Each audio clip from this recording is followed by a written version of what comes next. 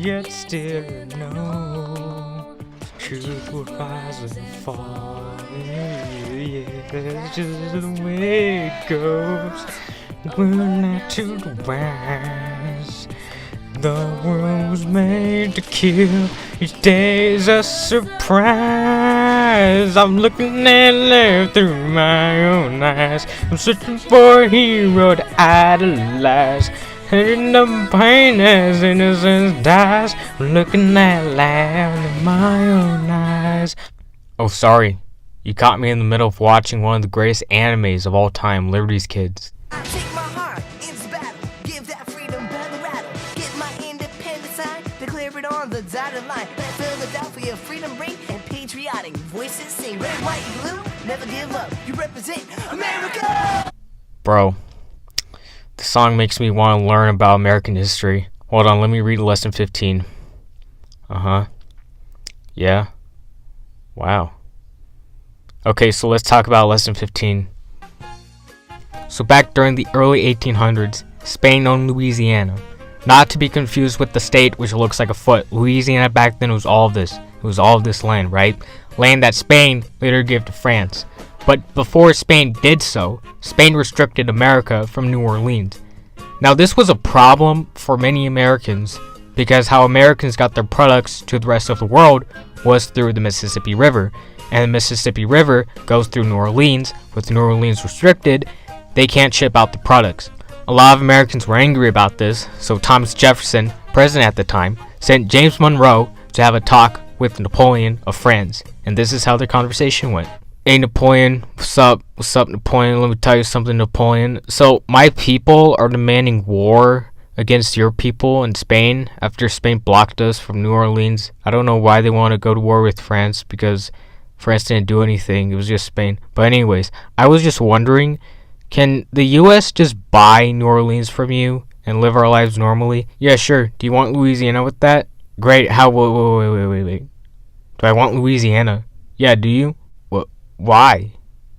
Well, I wanted to use Louisiana for my people, make them make farms, but my French farmers died in a slave revolution in the Caribbean because of this guy. So Louisiana has lost all of its use. Also, I think France is about to go to war with Britain, and Britain is probably going to take Louisiana from me.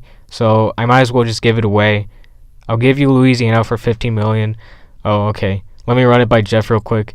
Hey Jeff, so France is offering all of Louisiana for 50 million to us. Should we take the deal? Oh my god, yes!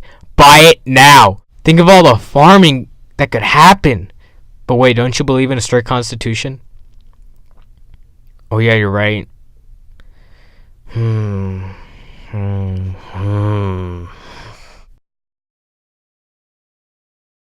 Well, I guess people are going to call me a hypocrite. Here's 15 million, and that's how we doubled the size of the country. And now there's two reasons why Jefferson is a hypocrite. You'll find our will equal to yours. Gonna catch me right here.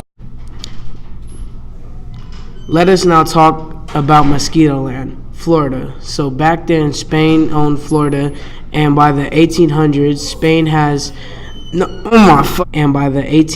Spain has a diverse population in Florida, which include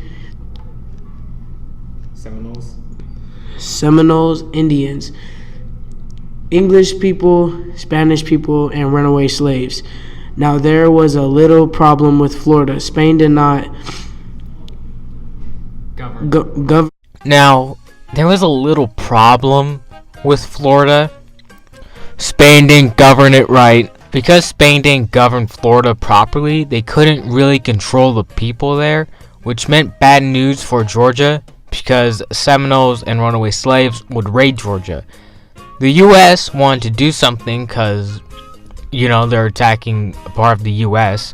So James Monroe went to Jackson and told him to chase the invaders out of Georgia.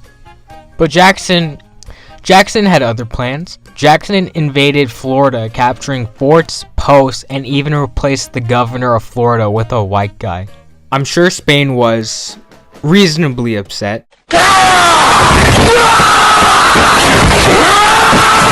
Monroe's cabinet was telling Monroe to reassign Jackson and apologize to Spain, but John Quincy Adams convinced Monroe to send an Instagram DM to Spain.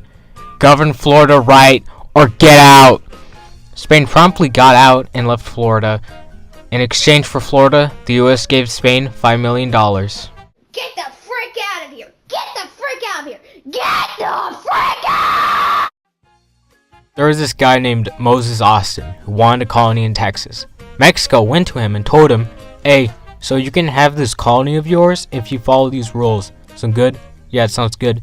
Then he started his colony and lived a happy life. Then he died that same year and his son took over the colony. The colony was pretty successful, ranking in nearly 300 people. Most of those people were Americans, and they really didn't like the rules in Austin's colony. I mean, there's a perfectly good independent country next door where you came from, but I mean, MaNiFeST destiny is MaNiFeST destiny. We'll talk about that in a minute. Dormammu, I've come to bargain.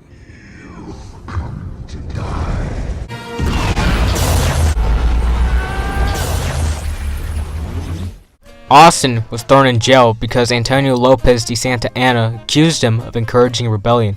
Fun fact, Antonio Lopez de Santa Anna once said, "If I were God, I would want more." After Austin was released from prison, the Mexican-American War started.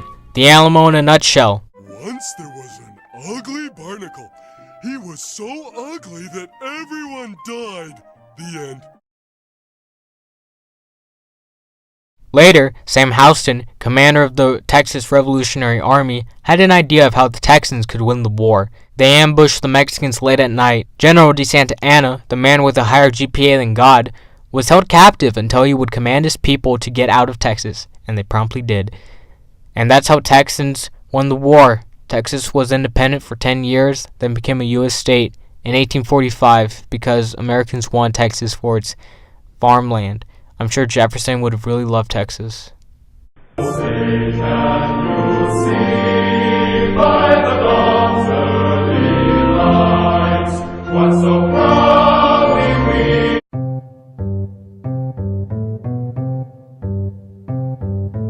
So these two guys, Meriwether Lewis and William Clark, went on this expedition to explore the rest of what would eventually become U.S. land.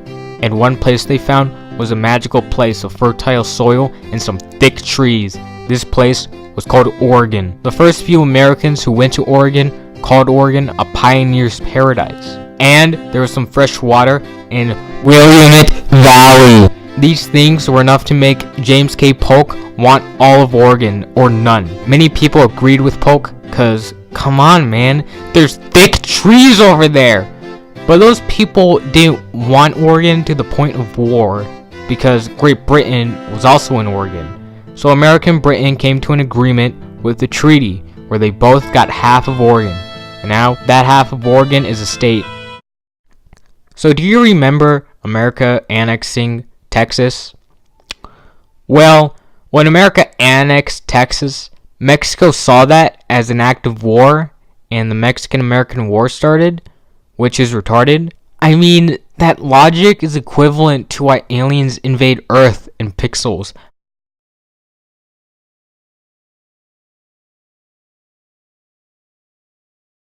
But just like pixels, there was Arcaders for America.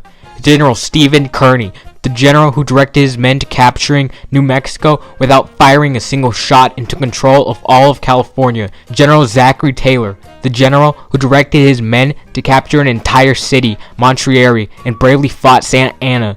And finally, General Winfield Scott, who directed his men to capture the capital of Mexico, Mexico City. The power of patriotism for America was too much for Mexico. Even for the guy who is supposedly more powerful than God couldn't handle it. Thus, Mexico lost the war. The US and Mexico signed the Treaty of Guadalupe. Mexico signing the treaty meant that Mexico agreed to lay off Texas and some more land, which are where the current states of California, Nevada, Utah, New Mexico, and Arizona are. This is known as the Mexican Secession. Now, there's something you may have noticed with all the sections in this lesson. It's all about the US claiming land west. Now, why was the US claiming so much land?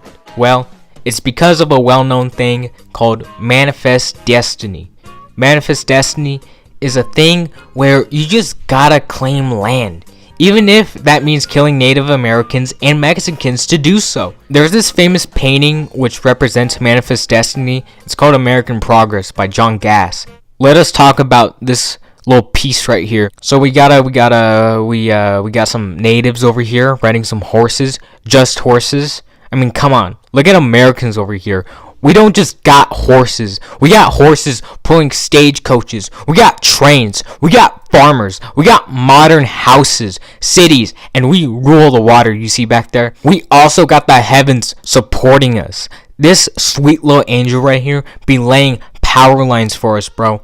All these natives gotta get out because we gotta fulfill MaNiFeST dEsTINY. Sometimes we do it through diplomacy. Sometimes we do it through violence. We can't help it. It's just nature. Just like what Lightning McQueen said to Alex the Lion in Night at the Museum. What's it look like we're doing? It's MaNiFeST dEsTINY.